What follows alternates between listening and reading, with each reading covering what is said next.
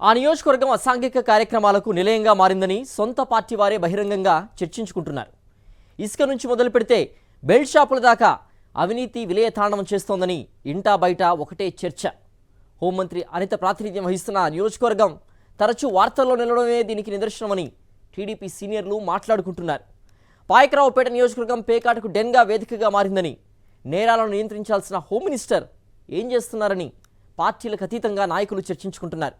అందరికీ ఆదర్శంగా నిలవాల్సిన నియోజకవర్గంలోనే నేరాలు అడ్డు అదుపు లేకుండా జరుగుతుండడంపై నియోజకవర్గ ప్రజలు ఆందోళన చెందుతున్నట్టు సమాచారం.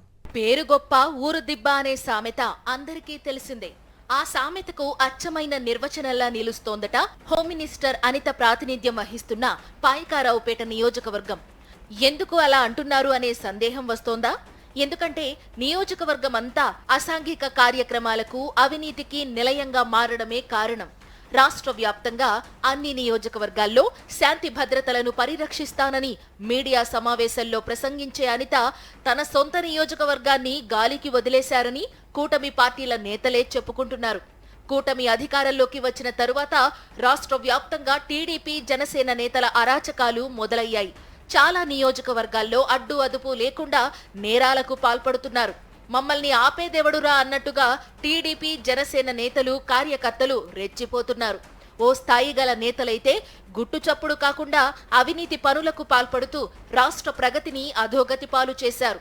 ఈ నేపథ్యంలో ఈ అరాచకాలు, అన్యాయాలు, అవినీతి నేరాలనేవి పాయకారావుపేటలో మరీ శృతిమించిపోయాయని పచ్చపార్టీ నేతలు చెప్పుకుంటున్నారు.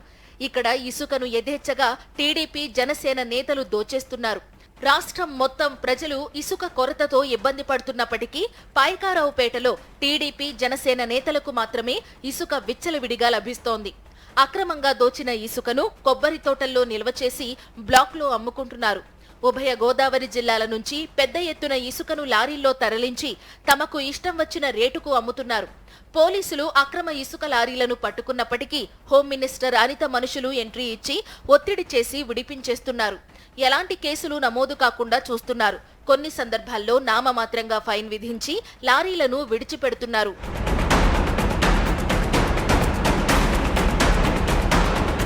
రాష్ట్రంలో ఎక్కడా బెల్ట్ షాపులు లేవని చెబుతున్న హోంమంత్రి అనితకు తన నియోజకవర్గం పాయకారావుపేటలోని బెల్ట్ షాపులు కనిపించడం లేదు. ఎస్ రాయవరం మండలం పేట సూదిపురంలో బహిరంగంగానే దండోరా వేయించి మరీ బెల్ట్ షాపుల వేలం పాటను టీడీపీ నేతలు నిర్వహించారు. బెల్ట్ షాప్ ని ఎవరైనా నిర్వహిస్తే 5 లక్షలు జరిమానా విధిస్తామన్న ముఖ్యమంత్రి చంద్రబాబు మాటలు కేవలం ప్రకటనలకే పరిమితమయ్యాయి. పాయకారావుపేట నియోజకవర్గంలో బహిరంగంగానే పేకాట డెన్ను టీడీపీ నాయకులు నిర్వహిస్తున్నారు. స్థానికంగా ఉన్న పోలీసులకు ఈ విషయం తెలుసు. హోంమంత్రి పరోక్షంగా సపోర్ట్ చేస్తుండటంతో కనీసం అటువైపు కూడా పోలీసులు చూడటం లేదని నియోజకవర్గంలో చెప్పుకుంటున్నారు. పాయకారావుపేట పేకాట దందాలపై విమర్శలు వెల్లువెత్తడంతో ఇటీవల కాలంలో 2 సార్లు పాయకారావుపేట నియోజకవర్గంలోని ఎస్ రాయవరం మండలంలో పేకాట స్థావరాలపై పోలీసులు దాడులు నిర్వహించి నిర్వాహకులను అదుపులోకి తీసుకున్నారు.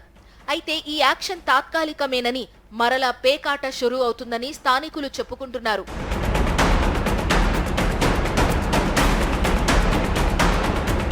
పాయకారావుపేట నియోజకవర్గంలో శాంతి భద్రతలు పూర్తిగా క్షీణించాయి.